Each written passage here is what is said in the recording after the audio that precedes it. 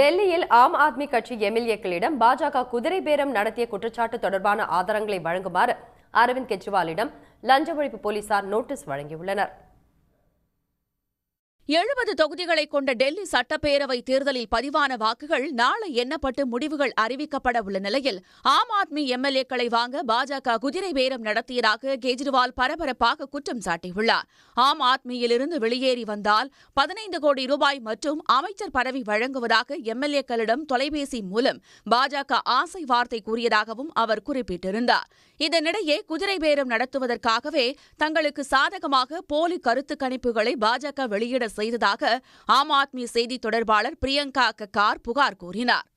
देखिए, भाजपा को लगता है कि वो फर्जी सर्वे कराकर एक माहौल तैयार कर उसके बाद वो नेगोशिएट कर पाएगी हमारे नेताओं से, हमारे मंत्रियों से. मैं भाजपा को बताना चाहती हूँ कि नेता मंत्री तो छोड़िए, हमारे कार्यकर्ता आप उनको भी नहीं तोड़ पाएंगे. अरविंद केजरीवाल जी के सच्चे सिपाही हैं हम लोग. இந்த விவகாரத்தில் ஆம் ஆத்மிக்கு எதிராக சட்ட நடவடிக்கை எடுக்க ஆயத்தமாகியுள்ள டெல்லி பாஜக ஆளுநரிடமும் புகார் அளித்தது. விரிவான விசாரணை நடத்த லஞ்ச ஒழிப்பு போலீசாருக்கு ஆளுநர் உத்தரவிட்டார். கெஜ்ரிவால் வீட்டுக்கு சென்ற போலீசாரை உள்ளே அனுமதிக்க கட்சியினர் மறுத்தனர். அதனையடுத்து குதிரை பேர குற்றச்சாட்டுக்கான ஆதாரங்களை வழங்குமாறு போலீசார் நோட்டீஸ் வழங்கினர்.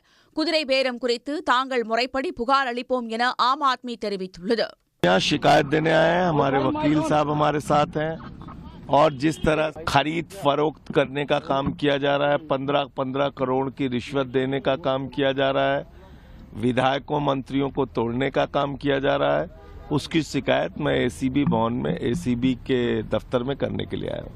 இதனிடையே கெஜ்ரிவால் வீட்டிற்கு சென்று லஞ்ச ஒழிப்பு போலீசார் நாடகம் நடத்தி இருப்பதாகவும் அவர்கள் கொடுத்த நோட்டீஸில் இடம்பெற்ற கேள்விகள் அனைத்திற்கும் பதிலளிப்போம் என்றும் கெஜ்ரிவாலின் வழக்கறிஞர் ரிஷிகேஷ் குமார் தெரிவித்துள்ளார்.